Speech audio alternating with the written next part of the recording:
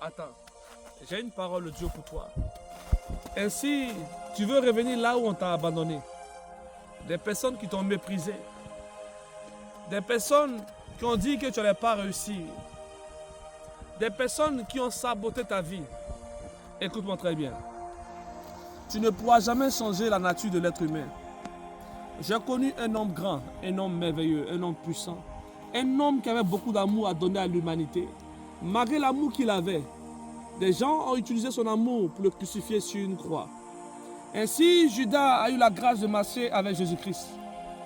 Judas a hérité ne serait-ce que de l'argent de Jésus-Christ par les offrandes. Judas a mangé avec Jésus-Christ. Judas a eu des enseignements spirituels. On ne peut pas changer la nature d'une personne. Écoute-moi très bien. Tu es rentré dans une relation où tu as dit que peut-être qu'avec le temps, il va changer. Écoute-moi très bien. Une personne qui a reçu une éducation de ses parents, que tu as rencontré, qui a commencé à te battre dans un foyer toxique, et toi tu dis qu'à cause de l'amour, il va changer. Impossible. Ce n'est pas dans le mariage qu'on apprend à aimer. Ce n'est pas dans le mariage qu'on apprend à être éduqué. L'éducation s'apprend d'abord avant de rentrer dans une relation. Et si tu dis que Dieu m'a abandonné, pourquoi je suis dans ce foyer? Est-ce que Dieu t'a réellement appelé dans ce foyer? Moi, le prophète Elishama, je viens encore te dire une seule chose. Essuie tes larmes.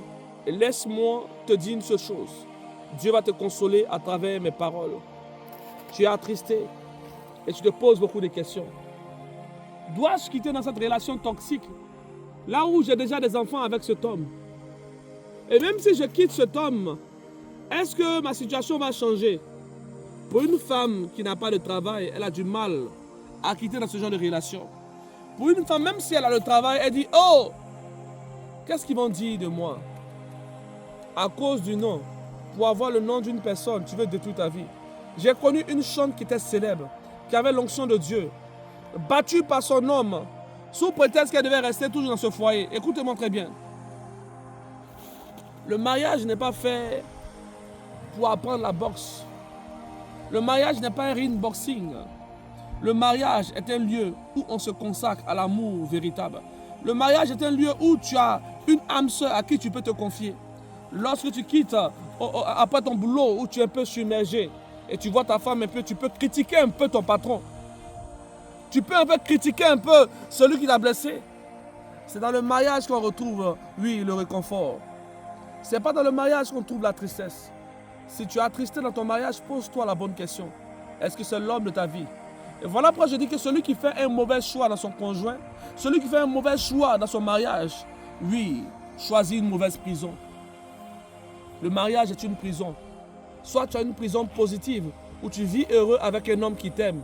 Soit tu as une prison négative, où tu es enfermé, où tu souffres.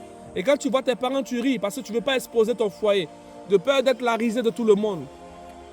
Je prie maintenant, toi qui me regardes, toi qui m'écoutes, que Dieu t'accorde un homme qui aura la crainte de l'Éternel. Cette parole n'est pas pour une communauté. Moi, je parle pour des âmes. Je viens prier pour des âmes. Je prie, toi qui m'écoutes, que Dieu essuie tes larmes. Que Dieu te comble de joie. Que Dieu te bénisse puissamment. Femme de feu, femme de puissance, reçois la grâce de mon Dieu. Sois béni puissamment avec le sourire prophétique. Les sofa yakarabosha.